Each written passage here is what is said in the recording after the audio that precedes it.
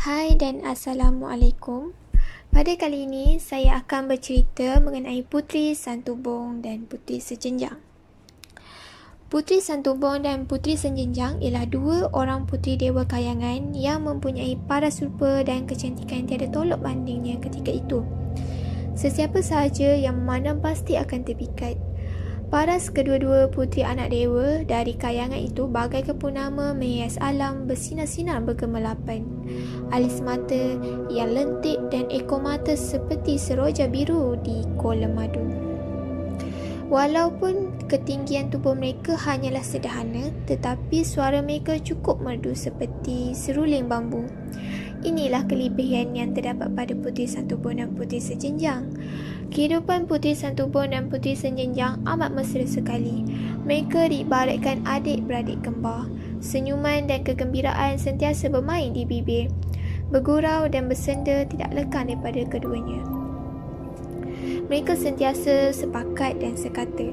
Demikianlah kehidupan yang mereka lalui setiap hari. Sejenjang selepas selesainya kerja kita berdua ni, kita bermain-main mahu? Tanya Puteri Santubong kepada Puteri Sejenjang yang asyik menumbuk padi. Baiklah, tapi kita mau main apa ya? Balas Puteri Sejenjang. Kita main sorok-sorok di taman bunga di halaman sana. Lepas itu kita petik bunga-bunga yang telah mekar di taman. Yalah Santubong, sudah lama juga kita tidak memetik bunga-bunga di taman sana. Menantikan saat itu, kedua-duanya meneruskan pekerjaan masing-masing hingga selesai. Pekerjaan Puteri Santubong dari siang hingga malam hanyalah menenun kain, manakala Puteri Sejenjang pula asyik dengan menumbuk padi. Pada suatu hari, ketika Puteri Santubong leka menenun kain dan Puteri Sejenjang asyik menumbuk padi, berbual-buallah mereka tentang kecantikan diri masing-masing. Mereka memuji-muji tentang kelebihan diri sendiri. Sejenjang, kau lihat tak diri aku yang serba tidak cacat ni? Dengan duduk menenun seperti ini, aku dapat menjaga kerampingan pinggangku ini. Aku pasti suatu hari nanti bila anak raja sampai kemari, dia akan melamar dan mengahwini aku. Aduh, betapa bahagianya di saat itu Sejenjang? Tanya Santubong kepada Sejenjang yang asyik menumbuk padi. Puteri Santubong terus memuji-muji akan kecantikan dirinya. Bila aku sudah diam di istana nanti, tentunya dayang-dayang mengelilingi aku sambil mengikat-ikat rambutku yang mengurai ni. Nanti mereka akan berkata, inilah anak dewa kayangan yang paling cantik pernah mereka temui.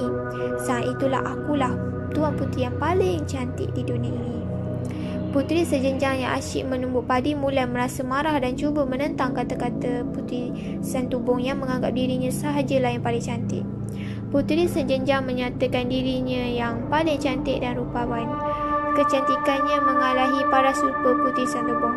Tidakkah kau tahu Santubong, dengan cara berdiri menumbuk padi begini menjadikan tubuhku ini kuat dan tegap. Subur menawan, leher juga jinjang, betis bagaikan bunting padi. Dengan menumbuk padi ini juga jari jemariku halus dan lenganku ini serasa serap daripada engkau yang asyik bongkok menenun kain. Entah nanti engkau cepat pula rebah ke bumi. Takut pula anak raja itu melamar aku dulu. Balas Puteri Sejenjang. Mendengar kata-kata Puteri Sejenjang, Puteri Santubong enggan mengalah. Puteri Sejenjang juga pantang menyerah. Masing-masing mahu dipuji. Akhirnya pertengkaran antara Puteri Santubong dan Puteri Sejenjang semakin hangat.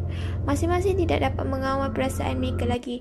Pertengkaran antara keduanya berlarutan. Daripada nada suara yang rendah bertukar menjadi lantang sambil mencaci-caci dan menghina antara satu sama dengan lain. Sejenjang, kalau asyik pegang antan, jangan harap betis kau tu akan jadi bunting padi. Takut lemak tak berisi. Dek antan tu jugalah jari jemari kau tu kesat dan kasar.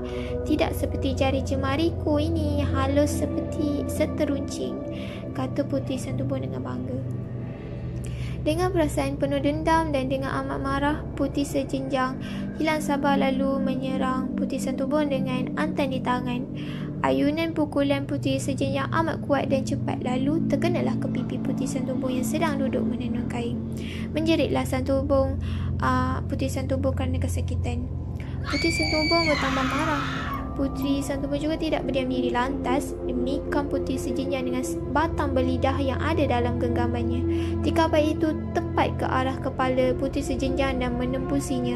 Maka menjeritlah pula Puteri Sejenjang sekuat-kuatnya akibat kesakitan tikaman tersebut. Maka berakhirlah sebuah persahabatan dan persaudaraan yang telah dijalin oleh mereka selama ini. Kononnya akibat pergaduhan dan ayunan antan Puteri Sejenjang yang terkena ke pipi Puteri Santubong menyebabkan Gunung Santubong telah terpecah menjadi dua seperti yang dilihat pada hari ini.